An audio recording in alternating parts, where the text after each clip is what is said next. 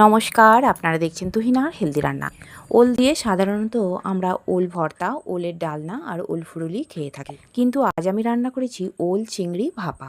এই রান্নাটা যেমন ঝটপট হয়ে যায়, কোনো রকম ঝামেলা ছাড়াই, আর তেমনি খেতে অত্যন্ত সুস্বাদু।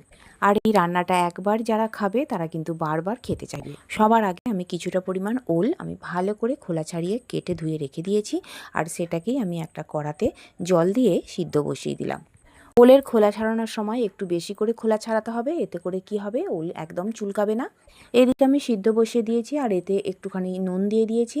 এখন এটাকে আমি সিদ্ধ করে নেব। ওইদিকে ওইটা সিদ্ধ হোক, ততক্ষণ এইদিকে আমি একটা মিক্সির জার নিয়ে নিয়েছি, আর তাতে দিয়ে দিলাম 2 চামচ সাদা সর্ষে আর 1 চামচ পোস্ত। এরপর আমি এতে দিয়ে দেবো 2 চামচের মতো শুকনো নারকেল গুঁড়ো, আর এরপর আমি দিয়ে দিলাম 2টো কাঁচা লঙ্কা আর একটুখানি আদা বাটা। এখন আমি এটাকে প্রথমে শুকনো একটুখানি গুঁড়ো করে নেব। প্রথমে আমি জল দেব না, আর তারপর আমি এতে জল দিয়ে ভালো করে পেস্ট করে নেব। প্রথমে এটাকে আমি গুঁড়ো করে নিয়েছি, আর এখন মিক্সির জারটা খুলে আমি এতে একটু জল দিয়ে ভালো করে মিশিয়ে নিয়েছি। এরপর আমি এটাকে খুব ভালো করে মিক্সিতে বেটে নেব। চামচ দিয়ে আমি সমস্ত ভালো করে মিশিয়ে নিলাম, আর এখন মিক্সির জারটা বন্ধ করে নিয়ে আমি এটাকে একদমই মিহি করে পেস্ট করে নিয়েছি। এখন আমি একটা টিফিন কৌটো নিয়ে নিয়েছি, আর এই মিক্সির জার থেকে এই সর্ষে, পোস্ত আর নারকেল বাটাটা সরাসরি টিফিনের মধ্যে দিয়ে দিলাম। এইদিকে আমার ওলটা সিদ্ধ হয়ে গেছে। এখন আমি চামচে করে ওলগুলোকে তুলে নিয়ে ওই টিফিনের মধ্যেই দিয়ে দেব। ওলগুলো মোটামুটি আমি 80% আমি সিদ্ধ করে নিয়েছি। এবার বাকি এটাকে ভাপানোর সময় সিদ্ধ করে নেব, কারণ একদম 100% সিদ্ধ করে নিলে এই সময় ওল আবার ভাপানোর সময় বেশি সিদ্ধ হয়ে যাবে, তখন ওলগুলো গলে যেতে পারে, তাই একটু কম সিদ্ধ করতে হবে। এখন আমি সর্ষে, পোস্ত আর নারকেল বাটাটার সঙ্গে এই ওলটাকে খুব ভালো করে চামচ দিয়ে মেখে নেব। আমি আগে থেকেই কিছুটা পরিমাণ চিংড়ি মাছ ভালো করে বেছে ধুয়ে রেখে দিয়েছিলাম, আর ওই চিংড়ি মাছগুলোতে আমি হলুদ মাখাইনি, শুধুমাত্র আমি নুন মাখিয়ে রেখে দিয়েছিলাম।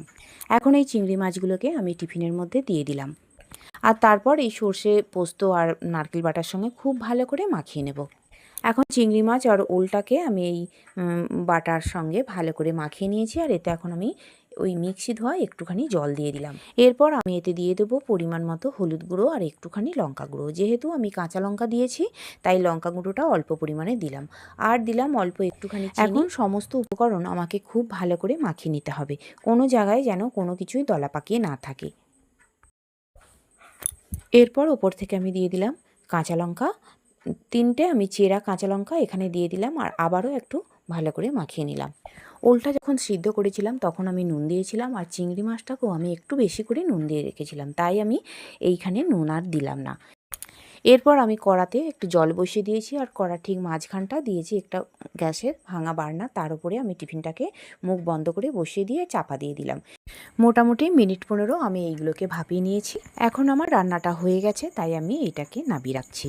এখন এটা খুব গরম আছে, তাই আমি এটা চামচ দিয়ে নাবিয়ে রাখলাম, আর এটাকে আমি কিছুক্ষণ ঠান্ডা হতে দেব। এখন মোটামুটি এটা অনেকটাই ঠান্ডা হয়ে গেছে। এখন একটা রুমালের সাহায্যে আমি এই টিফিনের মুখটাকে খুলে নেব। আমি টিফিনের মুখটাকে খুলে নিয়েছি। এখন একটা চামচে করে দেখে নেব যে সিদ্ধটা ঠিকঠাক হয়েছে কিনা, আর ভালো করে এটাকে মাখিয়ে নেব। সিদ্ধ আমার একদমই ঠিকঠাক আছে, আর এইটার জলটাও একদম ঠিকঠাক রয়েছে। আর বন্ধুরা, আমার রান্না যদি ভালো লেগে থাকে, আর যদি নতুন নতুন ঘরোয়া অথচ সুস্বাদু রান্নার রেসিপি পেতে চান, তাহলে আমার চ্যানেলটিকে সাবস্ক্রাইব করুন, আর পাশে থাকা ঘন্টাটি বাজিয়ে দিন, আর লাইক, শেয়ার, কমেন্ট করতে কিন্তু একদম। তৈরি হয়ে গেল আমার দুর্দান্ত স্বাদের তেল ছাড়া ওল চিংড়ি ভাপা।